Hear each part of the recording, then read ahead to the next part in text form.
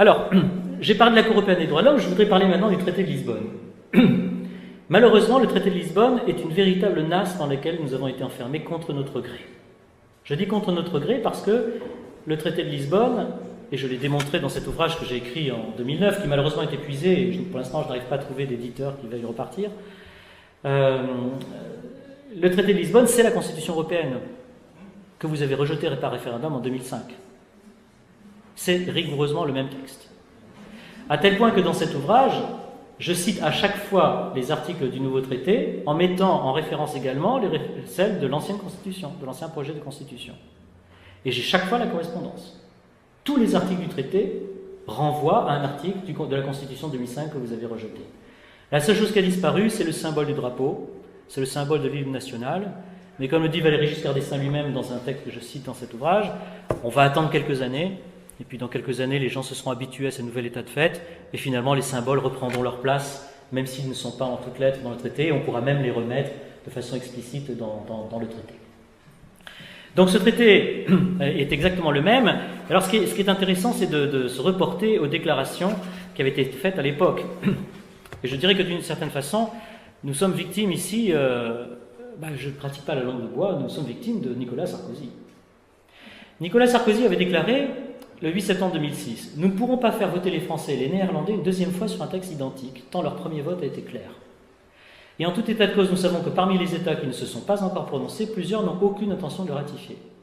La France, quant à elle, doit à ses partenaires la clarté. En tout cas, pour ma part, je ne serai pas celui qui dira aux Français qu'ils ont mal compris la question qui leur était posée. » Donc très clair, il avait l'air de dire qu'on ne revoterait pas et qu'on tiendrait compte du vote. Bien, M. Barroso, un an après, dit la chose suivante. Le texte de la Constitution doit être préservé.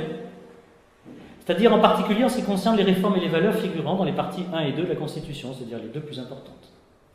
L'ensemble ne peut pas être de nouveau défait et renégocié par les gouvernements, parce qu'il n'y aura pas de compromis plus solide que le texte obtenu par la Convention. Et puis à Madrid, le 28 février 2007, consensus entre les chefs d'État, la substance du traité constitutionnel pour l'Union européenne devra être préservée et sa formulation devra simplement être améliorée pour emporter l'adhésion du public. Donc on garde la même chose. Et quand on prend le mandat même, c'est-à-dire le mandat de la CIG, c'est-à-dire la conférence intergouvernementale qui était chargée de préparer le traité de Lisbonne, on trouve la chose suivante. Le concept constitutionnel qui consistait à abroger tous les traités actuels pour les remplacer par un texte unique appelé Constitution est abandonné. Le traité modificatif introduira donc dans les traités actuels qui restent en vigueur toutes les innovations découlant des travaux de la conférence intergouvernementale de 2004 et de la manière décrite en détail ci-dessous. Donc ils vous disent en toutes lettres, finalement, on fait exactement la même chose, mais on reformule différemment.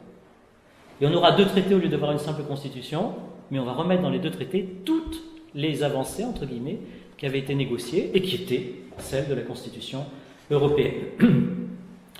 Et c'est commenté par M. Juncker, président de l'Eurogroupe, qui maintenant, vous savez, a pris encore du grade. Avec ce nouveau traité, toutes les solutions institutionnelles importantes demeurent, certains éléments symboliques ont été effacés et certaines formulations atténuées, c'est tout. C'est tout. Donc on a pris un texte qui était rejeté par les Néerlandais et rejeté également par les Français, et on a fait exactement la même chose en changeant simplement le titre. Donc là, si vous voulez, c'est intéressant pour la suite parce que nous avons la possibilité de dire que ce texte du traité de Lisbonne est fondamentalement illégitime. Parce qu'un Parlement n'a pas le droit, dans un système dit et démocratique, de faire ce que le peuple a refusé. Et de le faire à même pas 3 ans d'écart, 2 ans et demi d'écart. C'est-à-dire que 6 mois après le rejet par référendum du texte de la Constitution européenne, on avait déjà mis en place le texte du futur traité de Lisbonne, et c'est simplement les négociations qui ont pris un peu de temps. Donc on a un déni absolu de démocratie, et on applique un texte qui avait été rejeté par référendum par les Français. Et donc pour l'avenir, ça peut être intéressant, parce que même dans une négociation ultérieure avec les partenaires européens, si un jour la France décidait de reprendre sa liberté et de s'imposer, il lui sera facile de dire, mais notre précédent gouvernement, enfin notre précédent chef d'État, ont imposé au peuple français quelque chose qu'ils avaient refusé par voie de référendum. Et donc il n'est pas question de continuer dans cette voie. Il n'est pas question de continuer dans cette voie. Mais ce sera difficile, évidemment, et ce sera d'autant plus difficile que les partisans du traité européen n'hésitent absolument pas à tous les arrangements et à nier la réalité lorsque cela leur convient. Je vais vous en donner un deuxième exemple qui montre bien les choses. J'ai eu l'occasion d'introduire devant le Conseil d'État, avec 150 autres plaignants, l'année dernière, un recours à l'occasion des élections européennes. Et j'attaquais le traité convoquant les électeurs pour les élections au Parlement européen, en disant que ce décret de convocation des électeurs au Parlement européen était absolument illégal parce qu'il était fondé sur le traité de Lisbonne, lequel n'était jamais entré pour l'instant en application, concrètement juridiquement. Alors sur quoi je me fondais pour dire cela? Je résume, je me fondais sur deux éléments. Premier élément, je ne sais pas comment ça peut se produire, mais Nicolas Sarkozy a oublié de ratifier le traité de Lisbonne quand il était président de la République. C'est-à-dire qu'il y a un décret de publication du traité, mais il n'y a jamais eu de décret de ratification. Quelle est la différence entre les deux? Lorsqu'il y a un traité international qui est négocié par la France avec d'autres États, quelle que soit la nature de ce traité, c'est le président qui est compétent pour ratifier. Ratifier, ça veut dire lui donner sa force juridique, l'incorporer à l'ordre juridique. Lorsqu'il s'agit de traités intéressant l'Union européenne et qu'il y a une perte de souveraineté à la clé, la ratification ne peut se faire qu'après une modification de la Constitution, de façon à ce que la Constitution ne soit plus contraire au traité, au projet de traité. Et sinon, elle se fait, s'il n'y avait pas ce problème-là, elle pourrait se faire en fonction d'une simple loi, lorsque les traités sont importants. Et bien là, ce qui s'est passé, c'est qu'en février 2008, on a fait une révision constitutionnelle qui permettait au président de la République de ratifier le traité, en vertu de l'autorisation qui lui était donnée. Mais il ne l'a pas fait. Or, la ratification est absolument imposée par les termes mêmes de la Constitution de 1958. Aucun traité ne peut être incorporé dans l'ordre juridique s'il n'a pas d'abord été ratifié. Il y a un traité de publication, encore une fois, le traité publié au journal officiel, mais pas du tout un traité de ratification. Et ça n'a absolument rien à voir. Alors c'est un des arguments que j'ai fait valoir devant le Conseil d'État. Le Conseil d'État a dit, si, il y a un traité de ratification, sans en donner les références ni la date. Point final.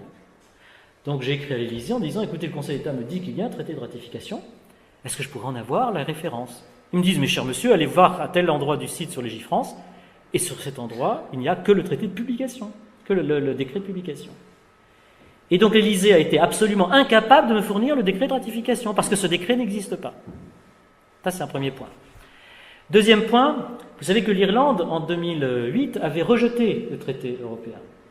Et donc, pendant 1 an et demi, il y a eu des négociations extrêmement fortes avec l'Irlande pour qu'elle revienne sur son vote. Parce qu'elle, elle était obligée de passer par référendum, contrairement à nous, où le choix existait. C'est pour ça qu'on avait voté en 2005 par voie de référendum, alors qu'on aurait pu ne pas voter. Et puis qu'en 2008, évidemment, il n'était pas question de repasser devant les électeurs. Mais en Irlande, on n'a pas le choix. C'est forcément la ratification par voie de référendum, ou la modification par voie de référendum. Et donc, il y a eu 3 modifications qui ont été apportées au texte du traité de Lisbonne pour l'Irlande.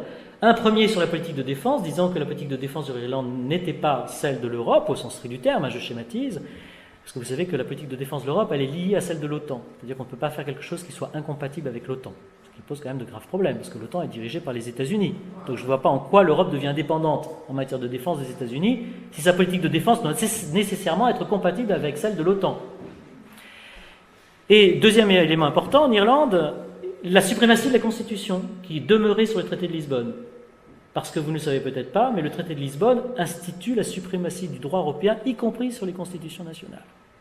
En Irlande, ça n'était pas le cas. Elle a réussi à préserver ça, c'était un deuxième ajout. Puis ensuite, il y avait le problème de la politique fiscale, où l'Irlande, comme vous le savez, a une économie très portée par les avantages fiscaux qu'elle peut donner à certaines de ses entreprises, ou au système en général.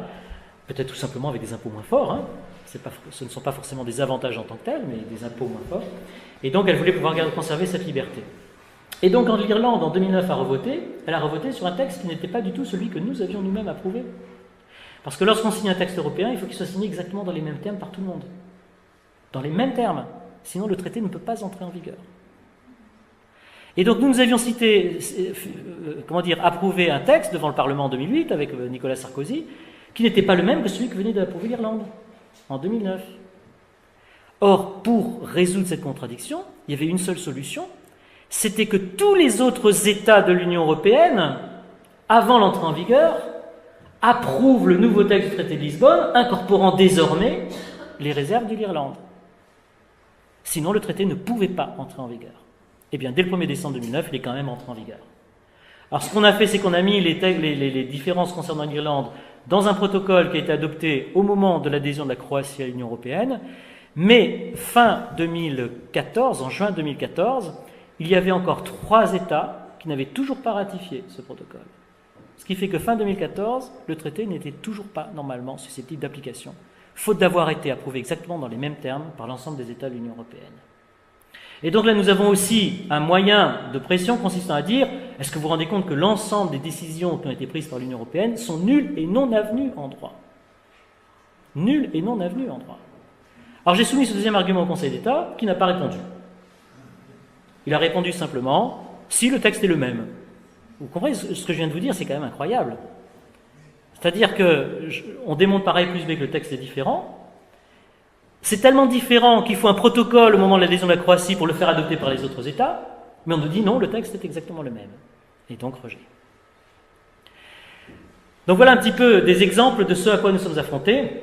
Alors la difficulté, c'est qu'on voit bien que tout est fait pour que ce piège se referme de façon définitive, mais en même temps, pour un débat futur, nous avons des arguments pour montrer ce qui s'est passé et puis pour faire avancer l'idée dans l'ensemble du peuple français et d'autres pays européens également, qu'ils ont été radicalement trompés, qu'on a abusé notamment de leur crédulité et surtout qu'on a violé le droit le plus fondamental des peuples pour faire avancer un texte dont ces peuples ne voulaient pas dans leur majorité.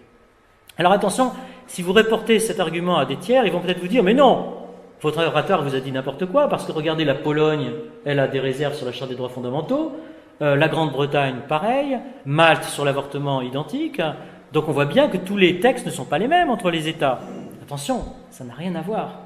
Le texte qui a été adopté par tous les États avant le problème irlandais incorporait ces réserves.